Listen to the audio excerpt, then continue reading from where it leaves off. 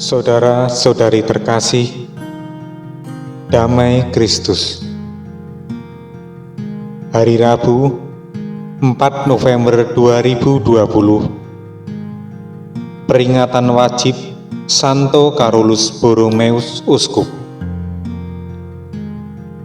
Kita akan membaca kitab suci dan merenungkan sabda Tuhan dari Injil Lukas bab 14 ayat 25 sampai dengan ayat 33.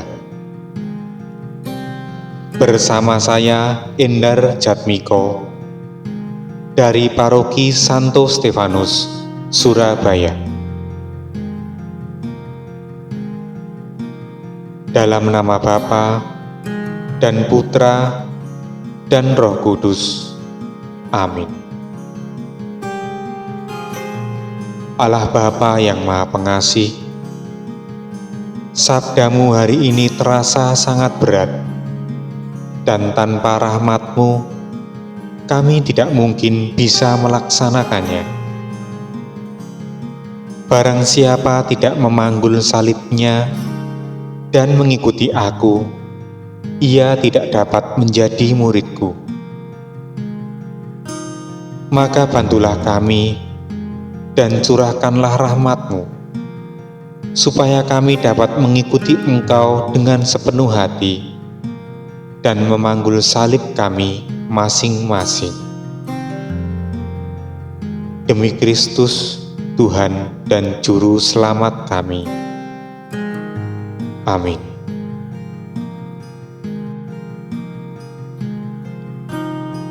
Inilah Injil Yesus Kristus menurut Lukas.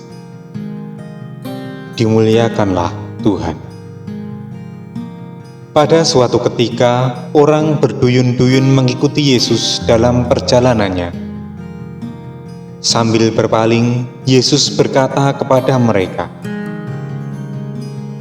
"Jika seorang datang kepadaku, dan ia tidak membenci bapaknya, ibunya, istrinya, anak-anaknya, saudara-saudarinya, bahkan nyawanya sendiri, ia tidak dapat menjadi muridku. Barang siapa tidak memanggul salibnya dan mengikuti aku, ia tidak dapat menjadi muridku. Sebab siapakah di antaramu yang mau membangun sebuah menara, tidak duduk membuat anggaran belanja dahulu? Apakah uangnya cukup untuk menyelesaikan pekerjaan itu? Jangan-jangan sesudah meletakkan dasar, ia tidak dapat menyelesaikannya." Lalu semua orang yang melihat itu akan mengejek dengan berkata, "Orang itu mulai membangun, tetapi tidak dapat menyelesaikannya.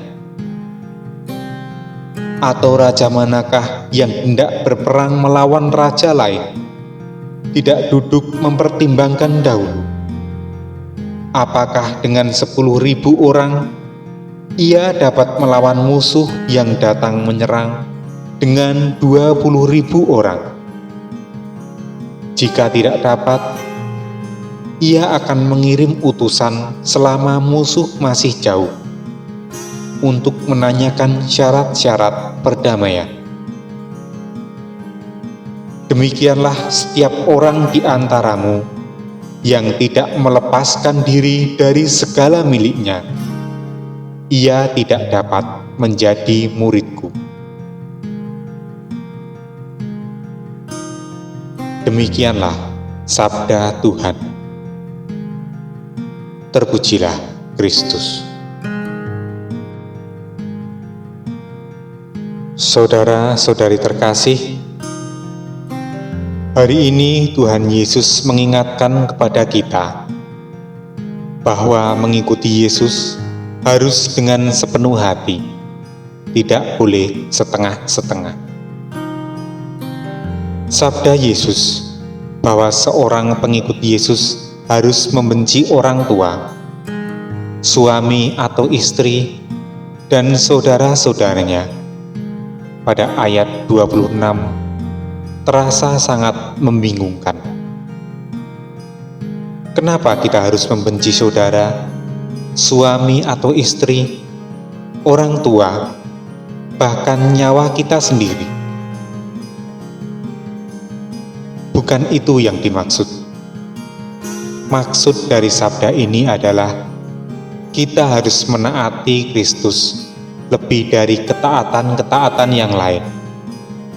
Hubungan dengan Yesus harus mengalahkan hubungan-hubungan dengan yang lain.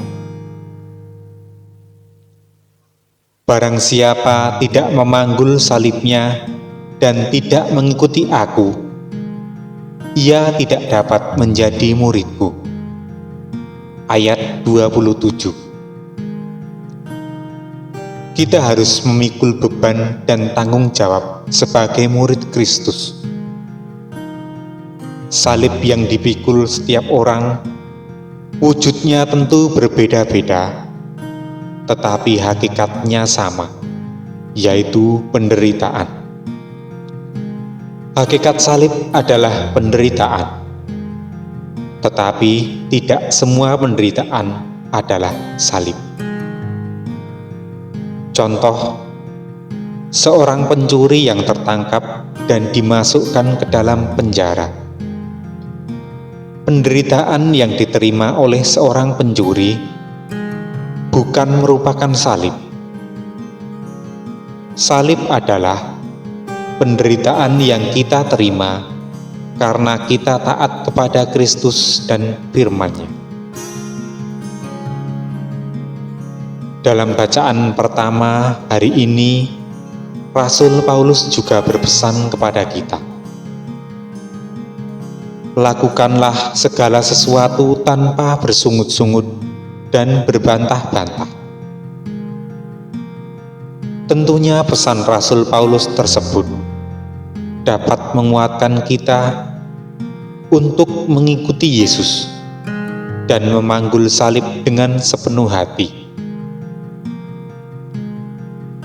Marilah kita mohon karunia Roh Kudus agar kita dimampukan untuk mengikuti Yesus dengan sepenuh hati dan memanggul salib yang kita terima sebagai murid-murid Yesus.